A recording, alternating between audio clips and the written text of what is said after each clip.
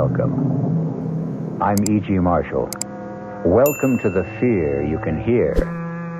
Welcome to the sounds of suspense. It was the ill-fated Prince of Denmark, Hamlet, who lamented, "The time is out of joint. O cursed spite, that ever I was born to set it right." Many people before and since have echoed the same cry of despair, but none with more compelling justice and reason than Ethan Vigil, clockmaker and destroyer. Ethan Vigil, for whom a special clock struck a magic and an evil hour. You got your box in. Your move, Jake. No, don't rush me. I'm thinking. God in heaven, Ethan, how can you stand that infernal racket? What racket? Oh, you mean the clock striking? I don't even notice it anymore. Well, go ahead. What do you want to give up? No. Who can think of a chess move with all hell breaking loose? From now on, start our games after midnight. Have to drive a man stark, staring mad. I swear to Sam Hill, Ethan, you deliver.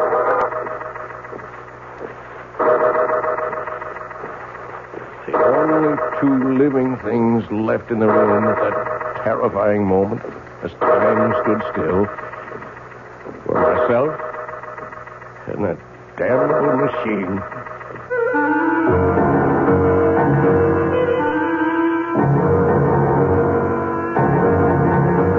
Our mystery drama, Time and Again, was written especially for the Mystery Theater by Ian Martin and stars John Beal. It is sponsored in part by Anheuser-Busch Incorporated, brewers of Budweiser, and by the Kellogg Company, makers of Kellogg's Special K cereal. I'll return shortly with Act One. When you drink beer, do you tilt the glass for long, hearty swallows? Or just tip it and sip it? Well, sipping's the thing for wine. But Budweiser beer is a hearty drink, brewed for zest and character. The best way to enjoy Bud is to drink it. Not chug a lug, just man-sized beer drinker swallows. That's when that famous Budweiser taste, smoothness, and drinkability really come through. Smoothness and drinkability that come only from natural carbonation and exclusive beechwood aging. Smoothness and drinkability, too good for any half-hearted sipping. So drink up. You'll see that brewing beer right does make a difference, and that when you say Budweiser, you've said it all. Anheuser-Busch, St. Louis.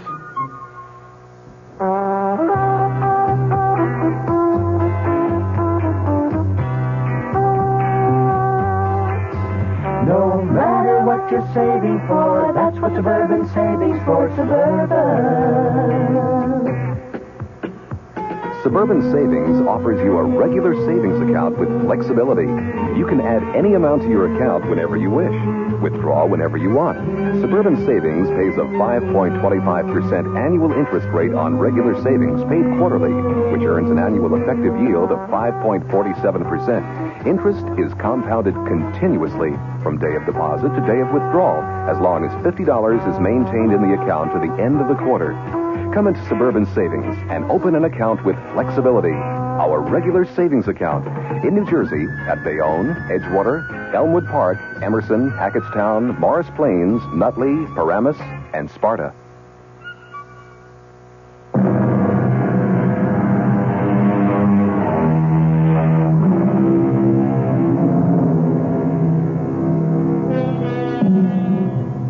Few of us can resist the fascination of an auction, and I'm no different than most, which is how and why I happen to possess this curious document, which reveals a bone-chilling account of how many lives were lost so uncannily and eerily to the inhuman demands of what Ethan Vigil called that damnable machine. The tale I'm about to tell... No, wait. If you can manage to decipher his cramped longhand, let Ethan Vigil confess for himself. I, Ethan Vigil, clockmaker by trade, am writing this in case, when the moment comes, I fail to destroy the hourglass clock. For if I fail, someone must destroy it. Kill it. End its ghastly existence before God knows how many innocent people will die to satisfy its insatiable thirst. The clock itself came into my possession more or less by accident. I was working late at my shop one night about a year ago, and I heard it tapping on the closed glass door. Nation, some people can't read signs. Darn fools like to break that glass. Stop that. Can't you see I'm closed? Hey, Governor, please. Let me in. Oh, get on with you. You won't be sorry. Give me a chance. I'll give you the chance of a lifetime. Look. It was raining heavily, the water streaming down the glass, but the object he had drawn from the cover of his pea jacket drew my eyes like a magnet. It was a clock, the like of which I'd never seen. It was shaped like an hourglass, with a strange-appearing pendulum hanging in the lower half and the face in the upper half. And in the place of the figure 12, at the top of the face, was the numeral 13. I had to see that clock more closely. Oh, bless you, Governor. You're a lifesaver, you are. What do you want? Oh, I want you to have a look at this here clock. The clock is the only reason I let you in. I'd like to have a look at it myself. Let's take it over to the bench. You want this clock repaired? I want to sell it to you, is what I want. I hope I don't regret this, but come on to my place in the back. There's a fire in there to dry you up a bit. You better back up to that fire. Where'd you get this clock? Why, it came into my possession when its owner died. Does it run? Well, no. That there clock, it doesn't run. I'd be the first to admit it. I'll give you $20. Oh, now, look here. $20. Take it or leave it. Well, I may be down and out, but I know a good thing when I see it, and I don't intend to be taken advantage of by somebody else. There doesn't seem to be any question of who's being taken advantage of. Harriet. Ethan, who is this person? He's a customer, more or less. This is my sister-in-law. It's near on to midnight, and my poor sick sister is pining upstairs for her husband to bring her a little faith and consolation. Oh, now, Mom, I certainly am sorry to intrude on family problems. Then don't. Ethan, get rid of this man. You better go. Yeah, but what about our business and the clock? Well, $20 is all I have to my name. I'll take it. Don't you do it, Ethan. Oh, mind your own business for once, Harriet. I had little doubt my sailor, who called himself Harry Stubbs, had dubious title to that strange clock. But like all collectors, to own something totally and unreservedly unique is an overriding obsession. Is he gone? Yes. Oh, just look at this place after you had that derelict in here. Lights on all over the place, eating up money. To say nothing of good hard cash thrown away on that piece of junk on the table. It was my own money.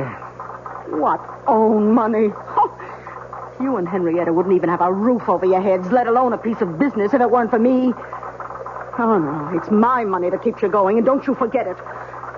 Now, you lock the door to the shop. I still have some repairs left to do. You'll have to get up early tomorrow and do them. I just wanted to have another look at this clock. You'll waste no more time or light or fuel down here tonight. If it wasn't for good money paid out, I'd take that piece of junk on the table and dump it in the rubbish. How I wish she'd done just that. Let the city collect it with the morning trash and bury it forever. But fate hadn't planned it that way. So I went upstairs from Harriet to face another problem I didn't know how to solve. My ailing wife, Henrietta. Ethan, is that you? Yes, Henrietta. Where have you been? Working, dear.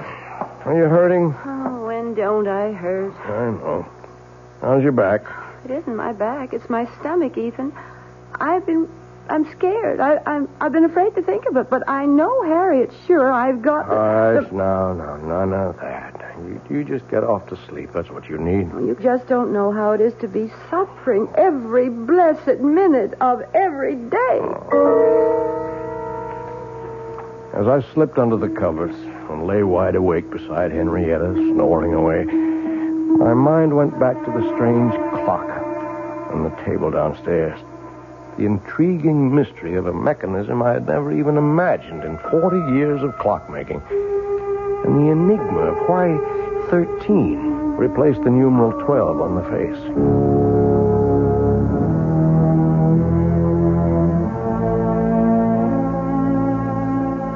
All the next morning, between my infrequent customers, I puzzled and poked and pried to reveal the workings of this bizarre clock. But by 1 o'clock in the afternoon, when I was completely stymied, my wife surprised me by coming out to the bench in her bathrobe. Henrietta, what's wrong? I've been calling for someone. Where's Harriet? Well, she went to market. I'm sorry, I didn't hear you. Oh, I've got those blinding headaches again. Could we send for Dr. Royce? Is that the old clock that Harriet told me you threw away hard-earned money on? It's a very valuable antique, an original. And it was my money. Does it run? No. And what good is it? It's worth $20 as it is, at least. In working condition, it could be priceless. Can you fix it? Oh, I don't know. Why not? Well, look at it, Henrietta. Have you ever seen anything like it? First of all, the hourglass shape of the case.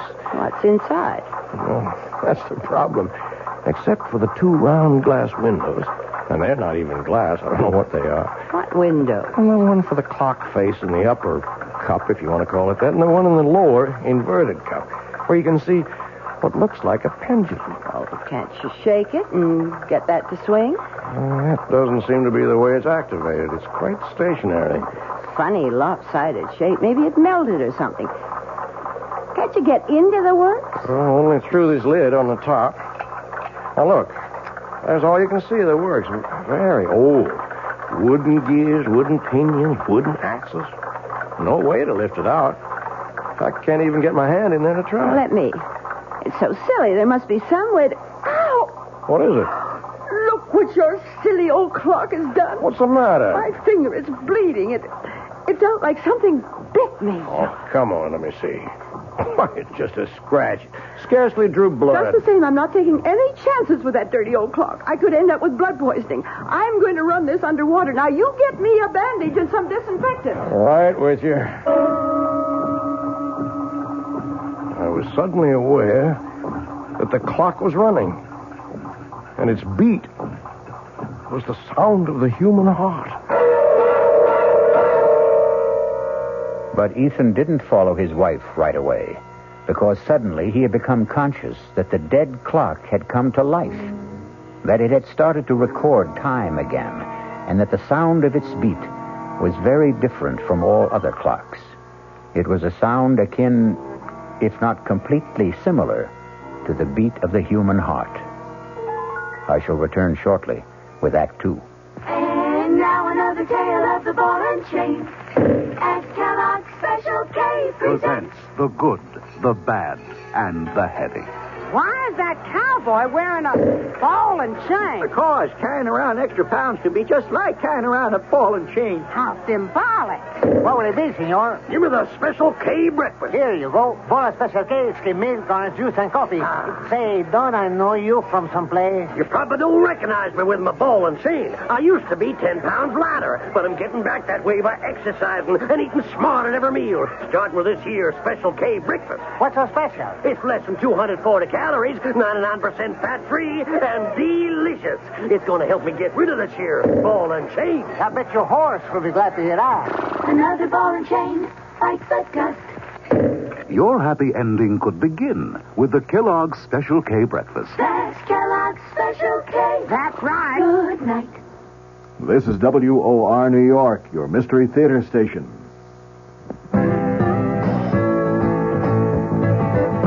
Hey, Ma, what's for dinner? Hey, Ma, what you got? Hey, Ma, will it be much longer? My hunger getting stronger and I can't wait. She loves her family. She wants the best what she can do. She lets ShopRite do the rest. Hey, Ma, What's for dinner? How about Armour canned ham, 3-pound size, $3.99. ShopRite grade A frozen green beans, 9-ounce packages, 6 for $1. ShopRite dairy case home-style biscuits, 8-ounce packages, 5 for 49 cents.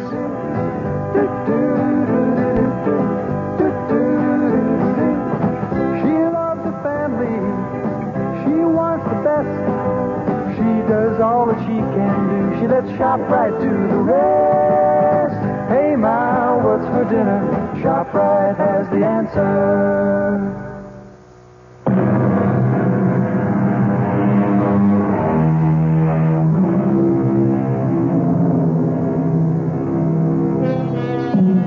Whatever his wife had accidentally touched, the clock had begun to run and remained running steadily, without any sign of stopping.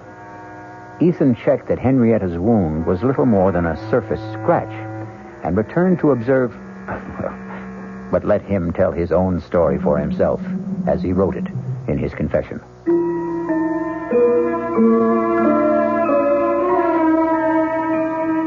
My examination of the clock as it ran made it even more of an enigma. Behind the face, beneath the lid, the gears I saw engage, second by second, operated the hands that told the time.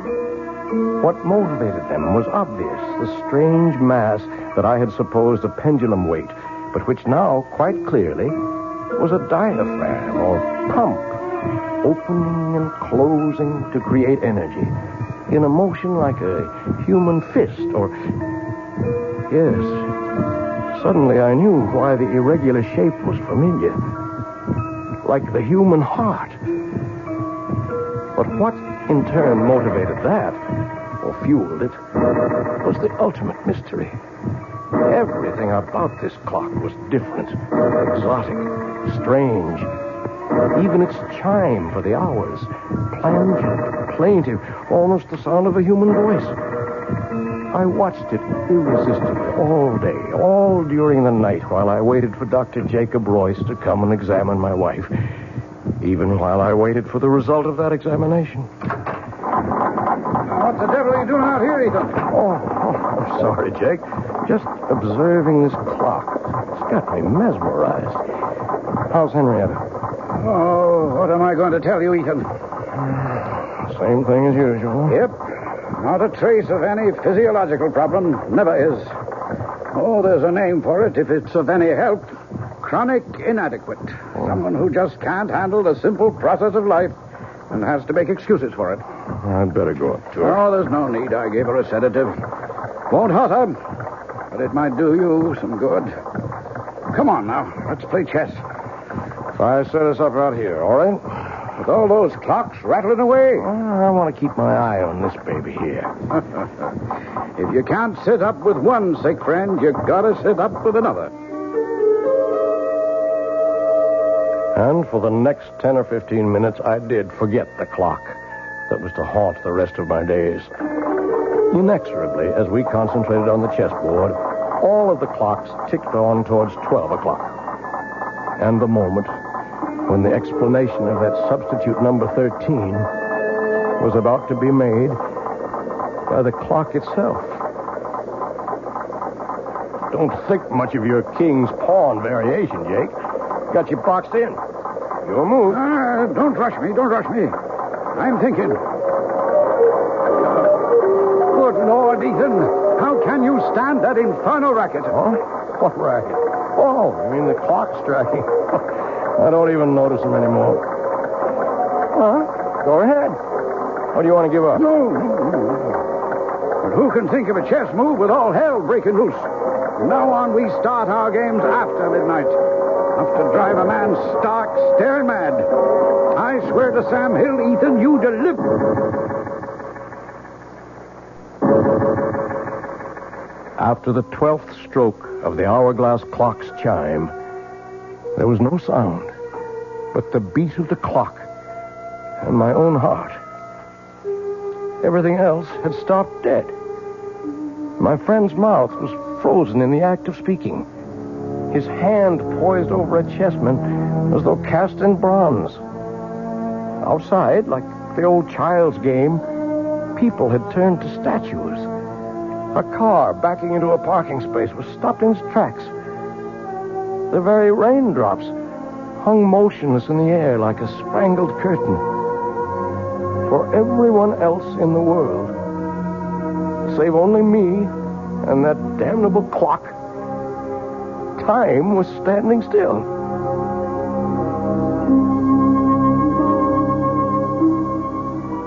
The next hour was a strange delirium. My brain raced with new ideas for achieving my lifelong dream, a perpetual motion timepiece. My legs were as supple and tireless as an 18-year-old's as I climbed the stairs to look at my wife, frozen in the act of turning in her sleep. My sister-in-law caught in the middle of a snore. Towards the end of the hour, I returned to the shop. A quick stab of terror prodding at me. Was this to be forever? Poor Jake still sat in the middle of the move he had started almost an hour ago. The hands of all the clocks pointed to exactly 12, except the hourglass. There, the small hand stood directly at 13, while the minute hand swept closer and closer to join it. With a sense of mounting excitement, I waited for their junction. Like the other clocks, my strange new one had only struck 12 before. Now I felt I knew the reason for 13.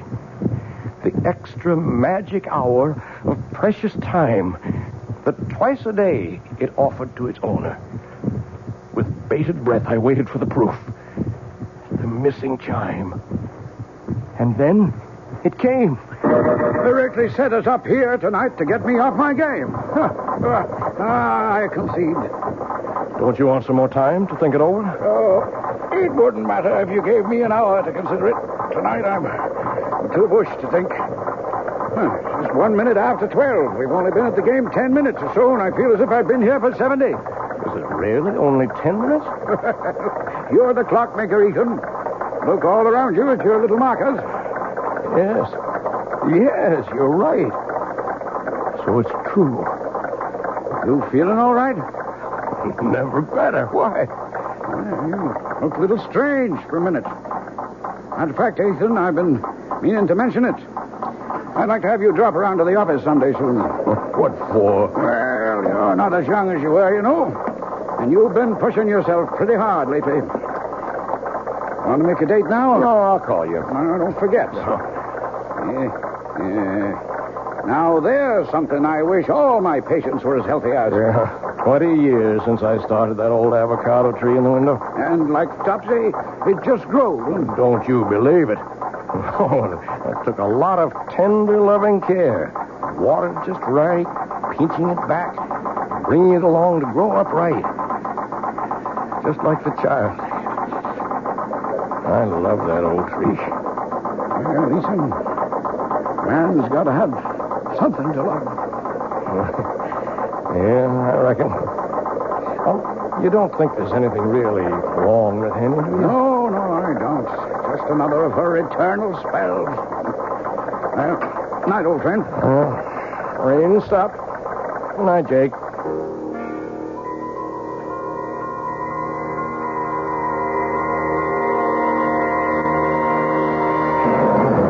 For a long time after my old friend drove away, I stood by the door, gazing into the cool, crisp night. I didn't notice the cold. I was too full of a kind of welling excitement inside me. What a gift that clock had brought me.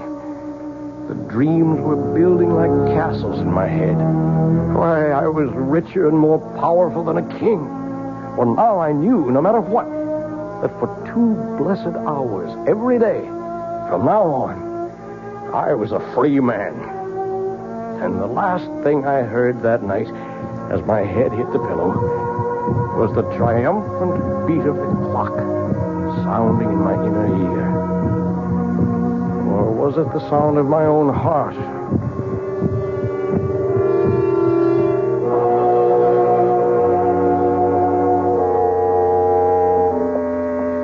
How is she, Doctor?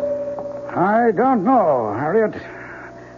Now, I don't mean to alarm you, but I think we'll put your sister Henrietta in the hospital for a few days for observation. Well, what's the matter with her? Well, that's what I wanted to put her in the hospital for. Find out. What do you suspect it is? I don't suspect it's anything. I just want to reassure myself. Now, why don't you go up and keep her company while I talk to Ethan? Oh, you won't have any trouble convincing him. I don't see why I can't take care of her. Well, you can't this time, Harriet. If you want to help, go sit with her. I'll make the arrangements with Ethan. How's Henny? I want to put her in the hospital for a few days, Ethan. Oh, she's that sick? I'm not sure. Whatever it is, this is not just one of her spells. I want her under observation for a while. Oh, whatever you say, Jake. I wish I knew what to say. I feel a little guilty. Ever since that night a few weeks ago when we were playing chess. What do you mean, guilty? Well, damn it, for 20 years I've been medicating her imaginary ills. I wonder if maybe I got careless that night. Huh? Well, there's no doubt that from then on, this debility, anemia, whatever it is, started. Well, I'll get along and make all the arrangements. I'll phone you when to expect the ambulance.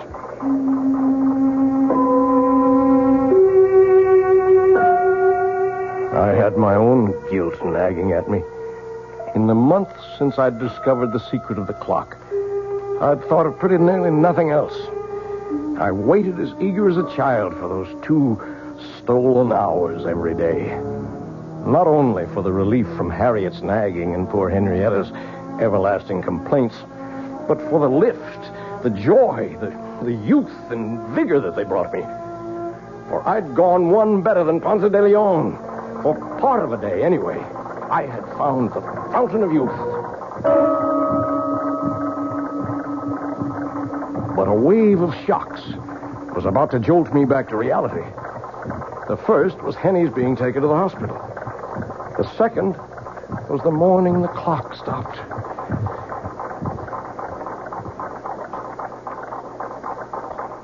Oh, no. No!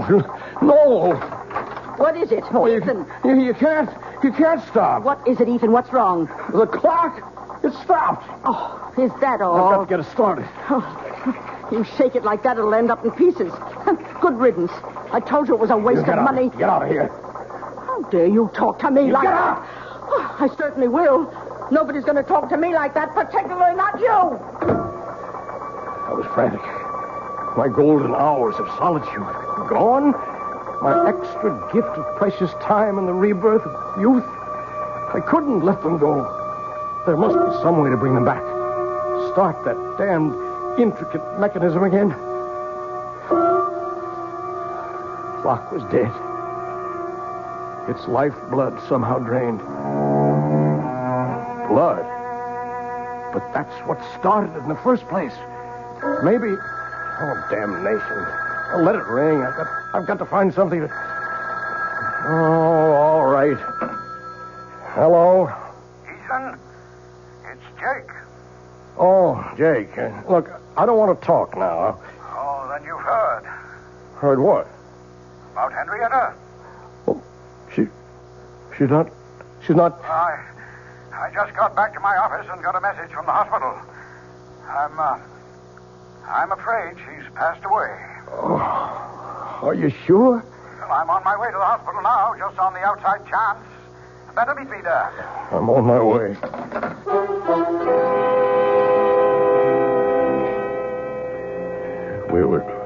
We were too late. Henny was gone. With no goodbyes. I sat by a nurse's desk, waiting for Jake to complete arrangements and drive me home. A young nurse came down the hall with a tray of blood samples, putting them on the desk. She came towards me. Mr. Vigil? Yes, nurse? Dr. Royce asked me to tell you he'll only be a minute or two. Oh, thank you, nurse. As she walked away, my eyes following her blindly, then I was looking at that tray of blood samples. Blood. It was Henny's cutting her finger that started the clock. Would that be the answer? I acted without thinking. In a moment, I had slipped one of the tubes into my pocket. And I was back in my seat before Jake came striding down the hall.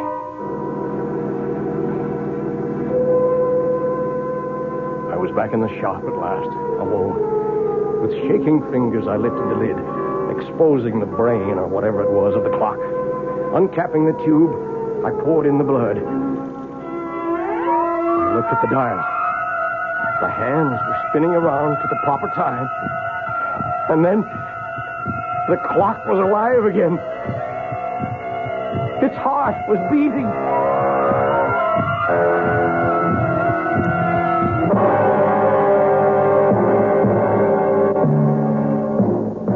It would have been better, far better, had Ethan left it for dead, as we shall see when we return shortly with Act 3. We knew we had a good thing going, but we're absolutely delighted that you know it, too. I'm Hy Brown, producer of Radio Mystery Theater, saying thank you. Thank you for those thousands of letters. Our prize drawing is over now, and I wish I could thank each of you personally. But here's the rub. So many of you ask questions about all sorts of things having to do with radio that sifting through the letters will take weeks. So here's a suggestion. If you need a quick reply, do write again, just the question this time, and we'll try to answer right away. Send it to Mystery Theater, Box 5152, Radio City Station, New York 10019. That's Mystery Theater, Box 5152, Radio City Station, New York 10019. And again, thanks so very much for your fabulous encouragement. This is WOR New York, your station for the Mystery Theater. Hello, this is Joe Franklin. Ladies and gentlemen and boys and girls, for the very latest in nostalgia, for the ultimate in remembering, please join with me on Saturday nights from 9:05 to 11 o'clock, where memories are truly happening right here over WOR Radio. It is my privilege to present radio's original Memory Lane program, but positively the original. And whether it's Al Jolson or Benny Goodman or Louis Armstrong or Eddie Cantor or Harry James or the Dorseys, Mario Lanza, Gene Krupa, the young Frank Sinatra, George M. Cohan, Bing Crosby, Bogart, Lombard, Cagney, and all those happy times of radio's comedy and drama and soap opera. We have it fascinatingly, and all the sounds are reproduced crystal clear Saturday nights from 9:05 till 11 over WOR Radio. Yours truly, Joe Franklin, hosting Memory Lane. Tune in.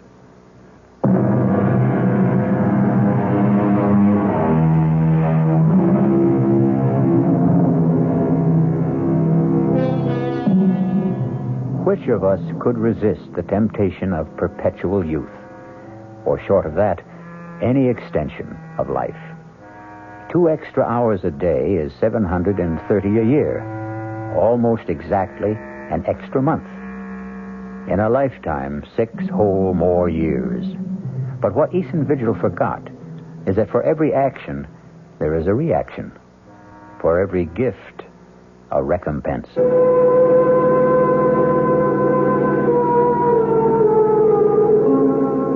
The saddest part of my confession is that after my wife's death, I became completely blind to everything but my 2 periods of escape every day.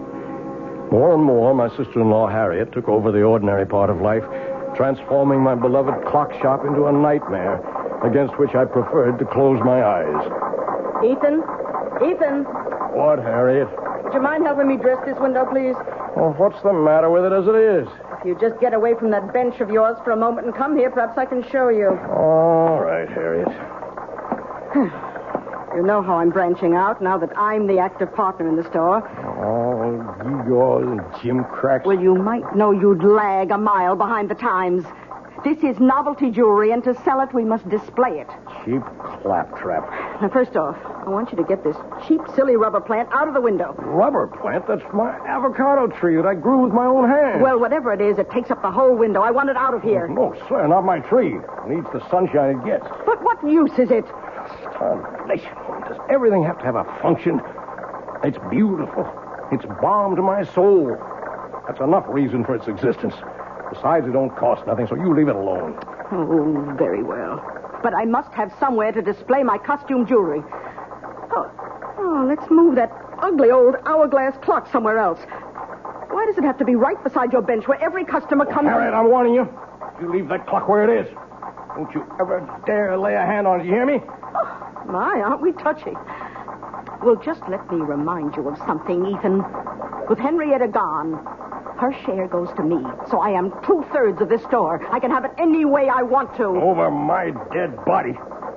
You can do what you want with all your cheap, tinselly stuff, but you keep your hands off that clock. Oh, heaven's sake, all right. Don't you have an appointment with Dr. Royce? Oh, I forgot. I'll get right over to his office.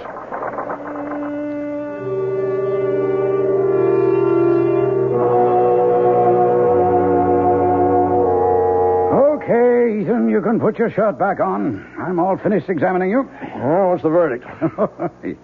I couldn't be more pleased. Oh, you approve of the shape I'm in, huh? Well, before Henrietta died, I don't mind telling you I was plumb worried about you. Oh. Your heart was acting up. I didn't like your blood pressure. And there was a lump in your belly I could palpate big as a grapefruit. And now? Now I don't even need the x-rays I took. Know it before I see him. It's practically noon. Now go on. You don't need a doctor. Get out of here. Let me get around to the sick people outside who do.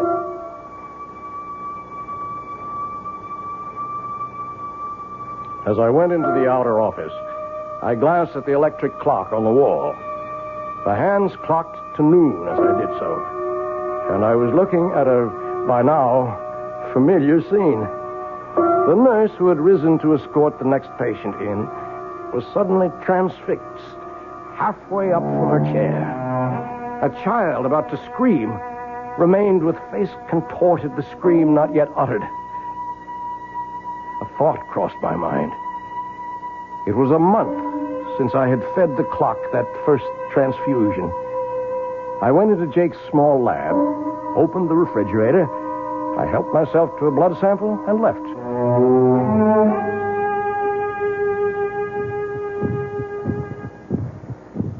Back at the store, the only sound was the beat of my clock.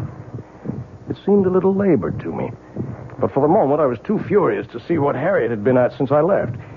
Draped all over my avocado tree were festoons of cheap tin and glass jewelry, and Harriet, the superior smirk on her face, was caught immobile in the act of adding more. I choked back my anger because suddenly, before I could move, the clock beat died. Why, Ethan, how'd you get back so soon? What are you doing to the avocado?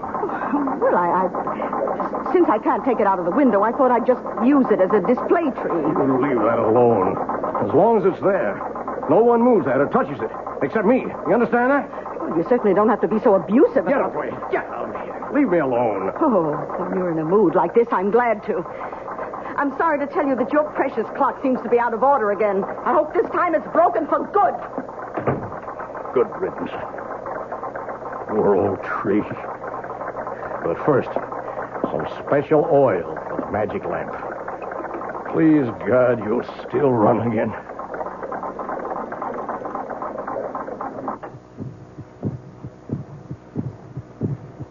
And time stood still again. The pattern for the next months of my life was set. The part of it in my waking moments was only a necessary bridge between the long hours of infinite relief and accomplishment my clock brought me each noon and midnight. My designs for my perpetual motion mechanism were completed. I had already started to build it. That was my real life. Although I found to my dismay that the clock seemed to demand more and more frequent transfusions to stay running. But these were easy to steal from Jake's office in the hours when time stood still.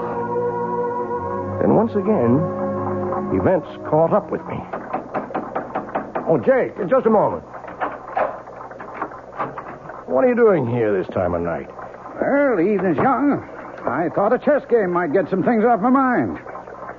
What were you frowning at in the window when I passed? My plant there. Avocado? Oh, yeah. Looks a mite peaked. I can't understand it. It's been wilting and drooping day by day. No reason. Are you any good at diagnosing vegetable life, Jake? Nope. And I'm beginning to think I'm not much better with humans. I wish I knew the secret of your spurt of youth. Think I'm getting old. You're not yourself, Jake. What's wrong? I don't know. In a way, it goes back to Henrietta's death, or seems to. What does? Well, I never said too much about the way she died at the time, Ethan. Congestive heart failure, you said? Oh, that's true enough. That's a condition that produces an end to living. But what caused it? Are you asking me? No, I'm asking myself. And I have no answer. Oh, tests were run and the pathological evidence was clear enough. But in spite of massive transfusions, we couldn't stop Henrietta's blood from simply disintegrating. Quite literally turn into water. And that's unusual. Abnormal. Never seen a case like it before. In the last 3 months, I've lost 3 of my patients to the same sort of, what shall I say, same sort of malady. I might have seen it developing, except for a strange thing. What? Well, all of them had been to my office and had routine blood samples drawn for physical checkup. And the samples didn't warn you? There weren't any samples to examine. Unaccountably, they disappeared from my office. And one other strange coincidence. The night your wife died, a blood sample for a patient in the hospital disappeared. And that patient died later? Yep, about 4 weeks later. But I don't know why I'm worrying you with all this. It's none of your business. Well, it is. Huh? Oh, you mean as far as Henrietta is concerned? No, I mean much more than that. Ethan, what is it? I didn't mean to upset you like this. I'm not upset. I mean, I just want you to understand. Understand what? That I'm sorry. Oh, I'm so sorry. Well, you're a good friend, Ethan. And I guess I don't feel like any chess tonight now. I'll run along. Jake. Yeah? I never asked before, but do you remember exactly what time Henny died? Oh, about 25 to 12, I think. I didn't have to think. I knew it all now. That was the precise moment that evil clock first stopped.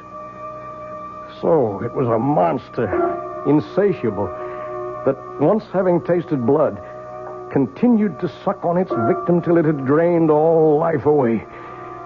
And I was no better, no less evil. I had been feeding this mechanical vampire at the cost of other human lives. In a daze, unable to explain to him, I saw my old friend Jake out and turned to face what I had to face.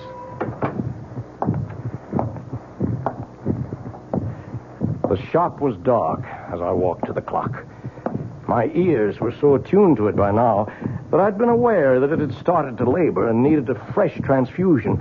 I was more than a little mad by now, as in the dark I said to it, "Die! Damn you, you devil! Die!" My moment of triumph was brief. I still had my own expiation to make. Not only for my wife, but for all those others. And there was a personal sadness as my hands in the darkness traced the form of my perpetual motion machine, which would never be completed now. A man without love, wife, or children would like to leave a small footprint on the sands, his gauge to immortality. All I would leave now was a sick avocado tree I had nourished for 20 years for nothing. And then suddenly, I heard stealthy footsteps and pulled back into the shadows.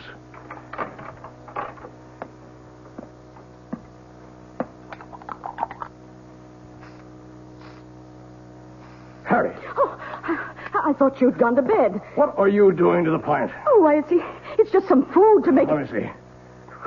It's a weed killer. You've been poisoning my tree. Why, you... Don't you touch me. Get away from me.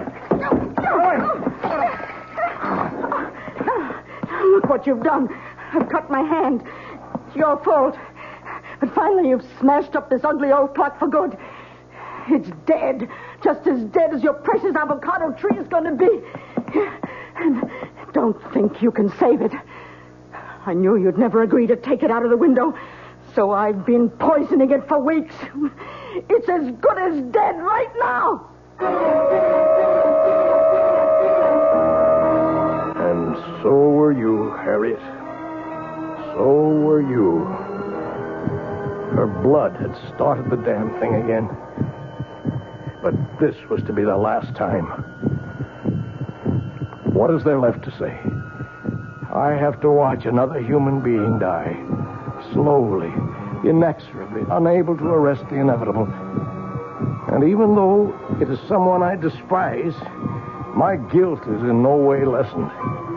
The only pleasure I can take is that as Harriet sinks, so does that remorseless, evil, damnable machine. And once its heart is stilled, I shall destroy it forever. The one element I have not tried against it is the enemy of the devil. I shall take it, chained to my body, when we go to our grave in the river, to share it for eternity. As I finish this confession, to mail to my good friend, Dr. Jacob Royce, I can hear the evil thing labor, about to die. It's time for me to write the end.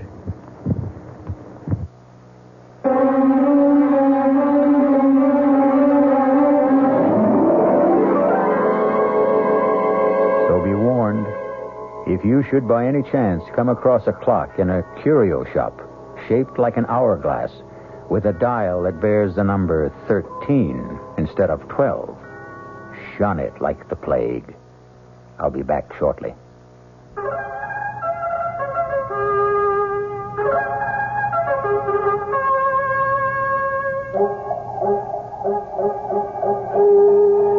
Hello, mystery fans. This is the Creeping Claw. Yes, this is the Claw, and I'm coming your way. I'm coming your way, and I'm gonna get you.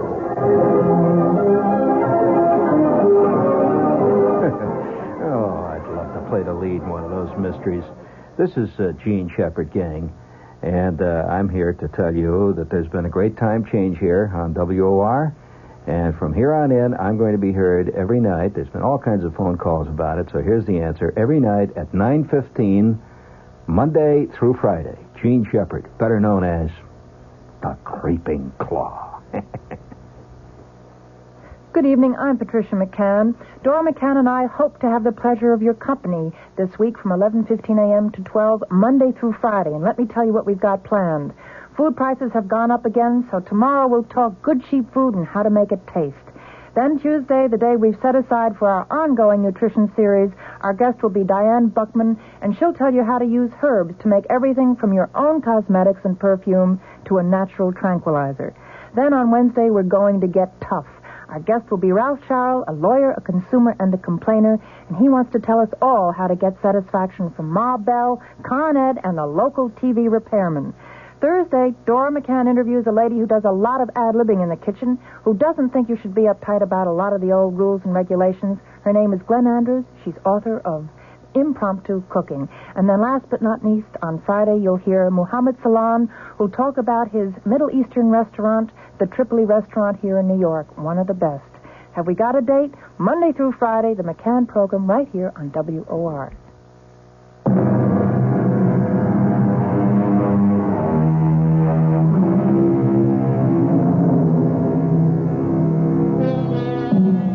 Oh, the fascination of time and man's never-ending quest to hoard it, to stretch it, to borrow an extra portion for himself alone. As I sit watching the clock ticking away, I, too, have that irrational impulse all of us have felt sometime to hold back the hands and bring time itself to stop. And then I remember Ethan Vigil, and I decide that once around is enough for all of us.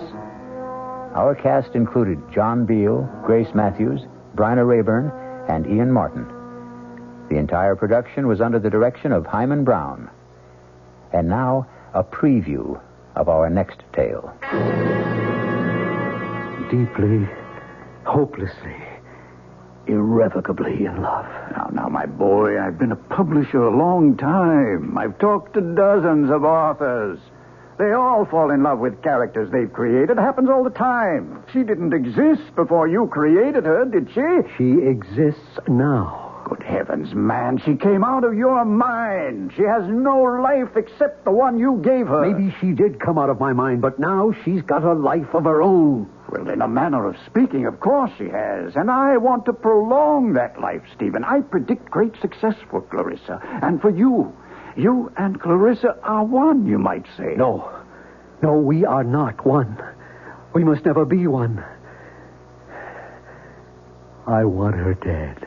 This is E.G. Marshall inviting you to return to our Mystery Theater for another adventure in the macabre. Until next time, pleasant dreams.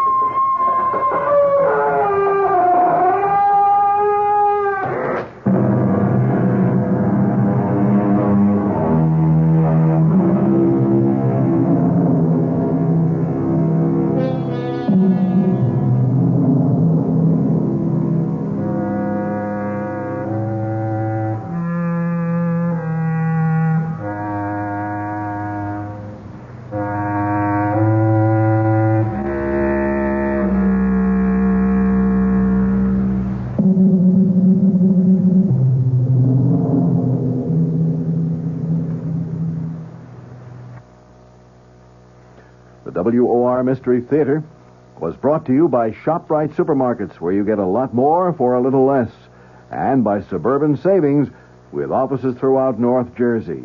The preceding Mystery Theater program was furnished by the CBS Radio Network. John Wingate here. You have a problem? Money, stocks, medical, or whatever. Then join me, weeknights at 10 p.m., for the Wingate News Digest. News is simpler than you think. It's what affects you, your pocketbook, your job, your pension, all those things. These we cover, plus all hard news. The Wingate News Digest, weeknights at 10.